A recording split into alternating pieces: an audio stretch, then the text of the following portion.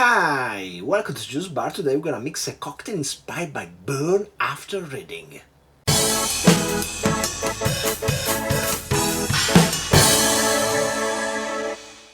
So Burn After Reading is a 2008 black comedy by the Coen Brothers. I just saw it a few weeks ago. And for my overall impressions on the movie, I would like you to join me after the credits. But right now, let's mix a cocktail inspired by one of the characters in the movie. The character played by John Malkovich, called Osborne Cox. He has a alcoholism problem, or so they tell him at the CIA where he works to get him fired.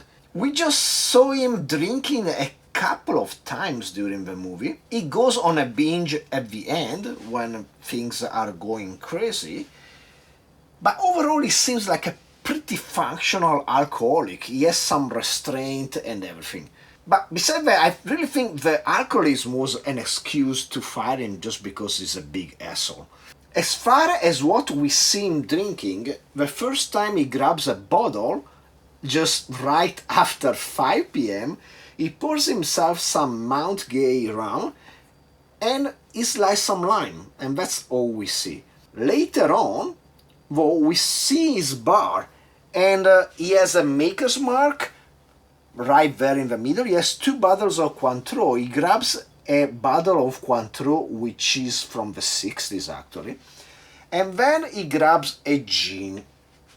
When we saw him again later drinking, though, he's not drinking a cocktail with Cointreau and gin. He's drinking something more colorful. So, we don't really have any indication of what he drinks. Probably just drinks everything. But inspired by the bottle and the ingredients he used, I come out with something that reminds me of John Malkovich.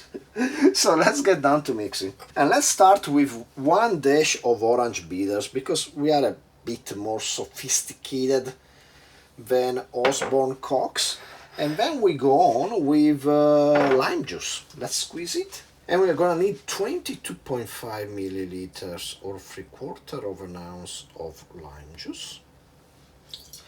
And the same amount of triple sec. As I said, he uses Cointreau. I'm gonna use this Triplum by Luxardo, which is quite nice. I think using triple sec instead of dry curacao, we are gonna get a bit more sugar compared to the volume of the liqueur we are using, and that's gonna help fight the bitterness, sourness of the lime. And then we finish with 60 milliliters of Maker's Mark that, as I say, it doesn't grab in the movie, but it's right there in his bar. I'm pretty sure he drank it, and it gives us the right color if we compare the last drink that he's drinking when he's holding a gun. Let's get some ice for our shaker, and let's give this bad boy a shake.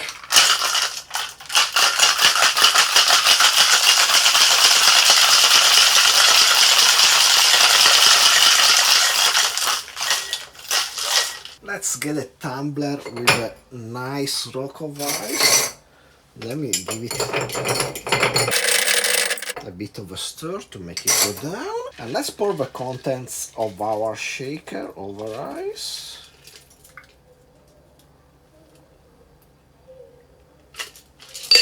And let's decorate with a lime wedge. And there you go. I would like to call this the Burn After Reading, in honor of the movie. Cheers. Well, it's nice.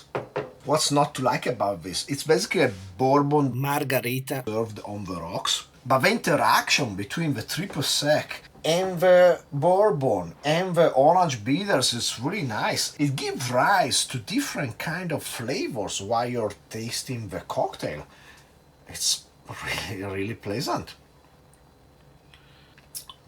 Delicious. Yeah, first you have the impact of the bourbon, but the triple sec really come up later in the flavor and leaves a really nice aftertaste, which is sweeter than a straight bourbon with a slice of lime would be, but it's definitely less sweet than a cocktail you could make with simple syrup. Even the triple sec really changed the equation to something a bit stronger, but quite nice. Serving on the rocks, it helps with the strength with the strength of the cocktail. Really nice. So if you enjoyed the video, please like, subscribe, comment down below, share with anybody you like and don't like. Shake yourself one of these movie-inspired cocktails, and hopefully I will see you next time. Cheers!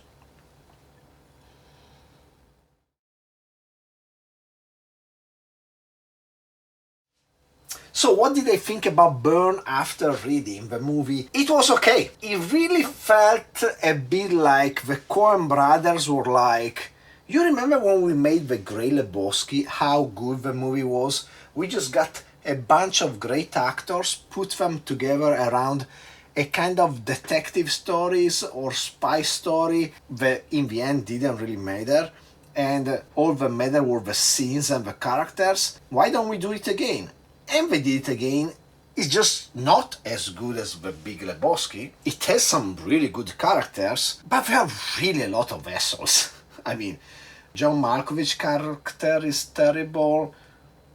His wife, played by Tilda Swinton, awful. George Clooney is the sleaziest guy you will ever see and pretty disgusting. Nobody say Brad Pitt also, I mean, he's kinda nice, but they get involved into this plot of blackmailing a guy that's not really nice. Frances McDormand, also she's really good, but it's also a terrible card. Everybody's terrible in this movie. And actually J.K. Simmons is pretty awesome as the head of the CIA, or like the head of the department of the CIA.